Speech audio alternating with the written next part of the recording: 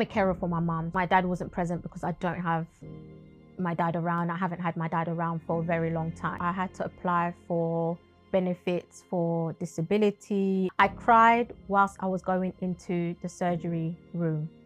I wasn't keen on having a mastectomy. I just feel like having a mastectomy is like taking dignity away from me. I had to wee on a pot, which was just a shock to me. It's very difficult every single week to look at myself in the mirror with one breast. Did you know that chemotherapy can cause another cancer? Hi people, welcome back to my YouTube channel, Her Voice, Her Strength. If it's your first time here, please don't forget to subscribe and please don't forget to like this video. So the last video, I don't even know if I was just repeating certain parts again and again and again. However, anyway, I know that on this video, we are going to discuss if I had surgery. But before we go into that, well, actually, I'm sure you know that I have had surgery because of my YouTube channel banner, of course. Before I go into the surgery and everything like that, I did forget to mention other information on the last video. Please forgive me. Please show me mercy and that grace. Anyway, so what I forgot to mention is that, well, actually, it wasn't for the last video. It was for the other last video about when I had the egg freezing procedure. I was meant to tell you what unit it was called. I think it was called the fertility assisted unit or something like that, basically, at the NHS hospital that I was referred to, basically. And so, yeah, I just wanted to mention that. And also another thing I forgot to mention was I did apply for other benefits as well, not just the grant. I had to apply for benefits for disability. I had to apply for benefits from Universal Credit, you know, all of that. So do apply for these things. It's important. And I did apply as well for a disabled badge. In fact, I applied for a disabled badge before being accepted for disability, and I was actually fighting the department to give me a disabled badge because they initially declined me. But as soon as I got my disability benefits, they eventually granted me to have a disabled badge. Imagine just fighting for things that you deserve and that you need to support you whilst going through a poisonous and hard and distasteful treatment. It was crazy, it was difficult, and it wasn't easy. However, I made it to the end of chemotherapy. So yeah, I gotta be grateful. So in August 2023, surgery came. Although I was given a month break for my body to kind of recuperate, and you know, because chemotherapy is very toxic and it's a very intense treatment. So they gave me a month to recuperate so that my body can flush out all the treatment that I had. Before starting chemotherapy, I said that the nurse does the blood test, they weigh you on the last video, and also they take your blood pressure. It's a must that they need to do that. And also, I would encourage you to read the booklets, the leaflets that you're given about chemotherapy, the type that you're having, because chemotherapy have a lot of symptoms and can give people new different diagnoses. Did you know that chemotherapy can cause another cancer? So just read all these diagnoses, what potentially could happen. However, what I did do, I did read all them diagnoses. I wrote them down, and I wrote and said, I will not be having this diagnosis. Every diagnosis that was written in that booklet, I wrote on a piece of paper and said, I will not have this, I will not have that, I will not have this. And I was reading it every single time I was in the hospital and declaring over myself, I will not have any of them sicknesses. And also, my best friend made me write on a notebook how I felt, and she made me sign it, and she would sign it as well and write a comment and put the date that we signed it. Basically, that is also what happened in every single session of chemotherapy I had, and when my best friend was there. I did mention about the Herceptin as well on the last video, and I didn't actually mention how painful that Herceptin treatment is. Herceptin, like I said, is the extended cancer treatment that I was given to the thigh. Yeah, I had to hold onto my best friend's hand very tight because it was so painful, and the nurse had to push it in slowly. When she would prick my skin, she would squeeze my thigh and push the medication slowly. It was painful. It was just horrible. So I was having Herceptin whilst having chemotherapy, but that then continued. And also when it came to August, so I'm going back to August 2023, Herceptin was paused, and also Zoladex was paused because I was having Zoladex every single month. So I just wanted to add that information. If I do remember anything else, I'll probably add it on another video. Anyway, yeah, so August 2023, unfortunately what I hoped for, to not have this surgery, was not the case. They said that I still needed surgery and I had to have a mastectomy. As you know, I wasn't keen on having a mastectomy from the beginning. I was not keen on that. I just feel like having a mastectomy is like taking dignity away from me, and it just, and I'm still dealing with it now, it just makes me feel shameful. Currently, it's very difficult every single week to look at myself in the mirror with one breast. So yes, I had the mastectomy.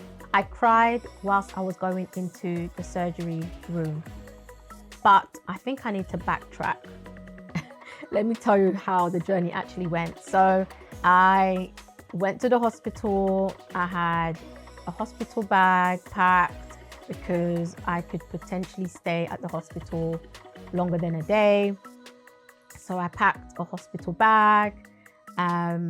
The breast cancer nurse that was assigned to me apparently organized for me to have a very nice room, a nice view, so I could see the River Thames, and I had my own shower in my hospital room and a little fridge and all of that stuff. Anyway, so before surgery I had, let me count, I think about 4 people that was in the surgery room with me, and they were my friends, of course. So they came early, and we were just waiting for surgery, basically for surgery to take place. And they prayed for me. We all held hands and they prayed for me. And one person did cry. I didn't cry at that time when they were crying. And I think the reason why they cried is because, oh, the shock, oh my goodness, she's really gonna go through this now. Yeah, so the breast cancer nurse came to collect me, and we started walking to the place that I didn't want to see. Mind you, I had to take off most of my piercings, which was my nose ring, some of my earrings, and I have quite a few piercings actually. There was a lot that I had to take off, and some they just put masking tape on top of it. As we was walking to this surgery room, we had to take the lift. I decided that, you know what? Let me bring my phone and listen to some music. And the music that I had playing in my ear, I had one earpod in my ear, and I was playing Jesus by Shekinah Glory. And I was letting that play and play. But whilst that was playing, I started to cry because I was just upset. Like, God, Jesus, you're really letting me go through this. it was not the thing of fear. It was just not that. I was just like still sad and upset that I had to go through this. In my head, there's so much emotions, like, for goodness sake, like I've gone through all the poking, freezing, having an object on my chest to have chemotherapy be fed into.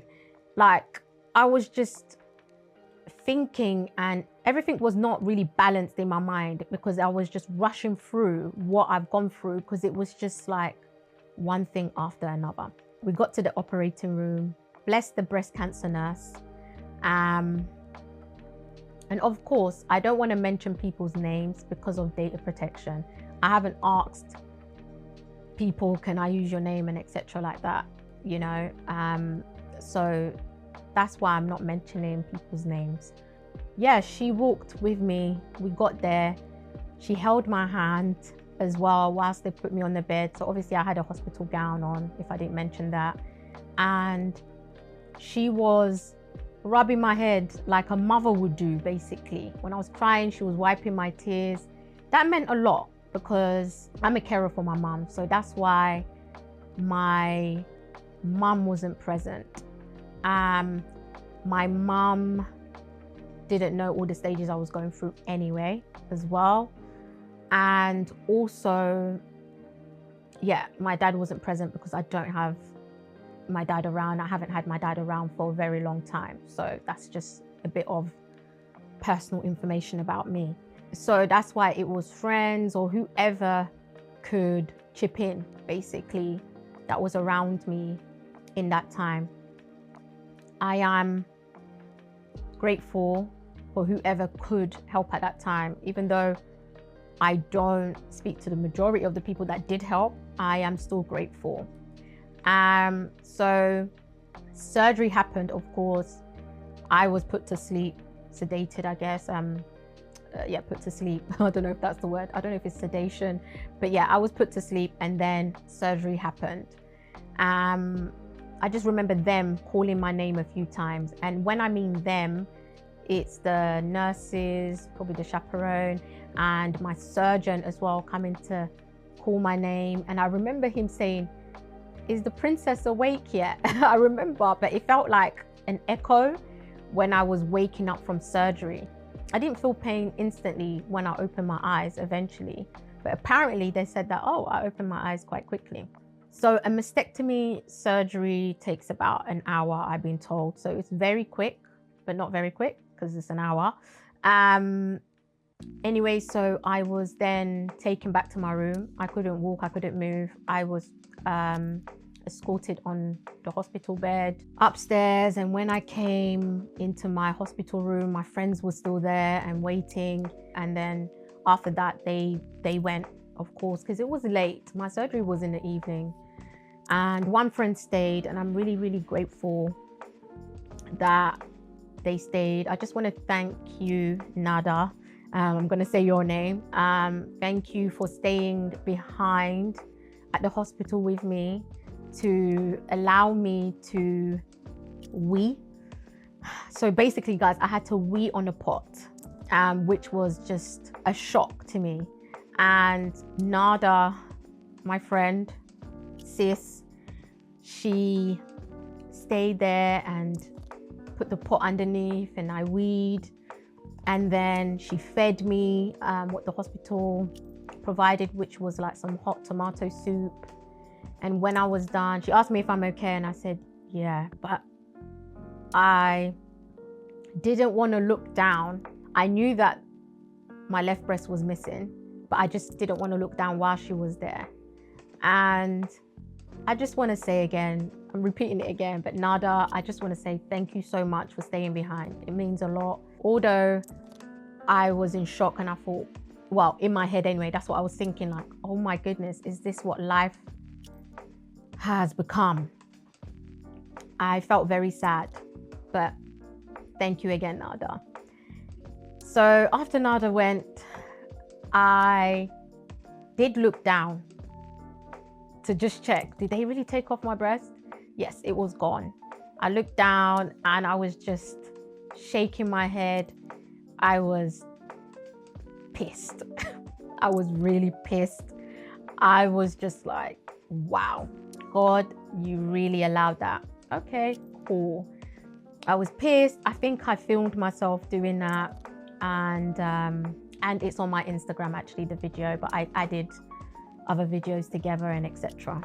So yeah, the mastectomy happened. I was in a lot of pain and I had to pull the help button for a nurse to come, and for the duration of that night, if I had to go to the toilet, I couldn't actually get up.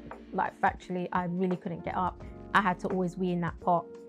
And one nurse was so mean that I had to tell the next person in charge that I don't want that nurse the next day, because it's important to have good energy around you, especially when you've gone through something like that. So yeah, I didn't see her again.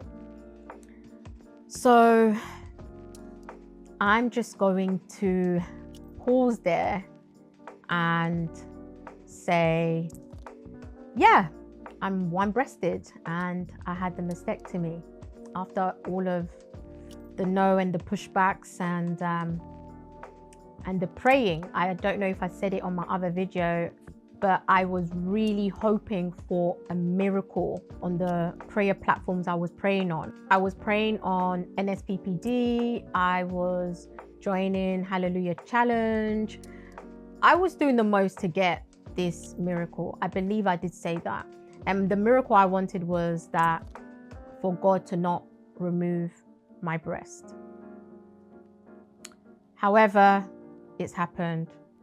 And as I've been filming these videos, I do have one breast. It looks like I have two, but it's just because I use a prosthesis. I don't know if I'm pronouncing it right, but basically it's heavy and it's shaped like a breast. And I have special bras to basically add it through the pockets so that it looks balanced.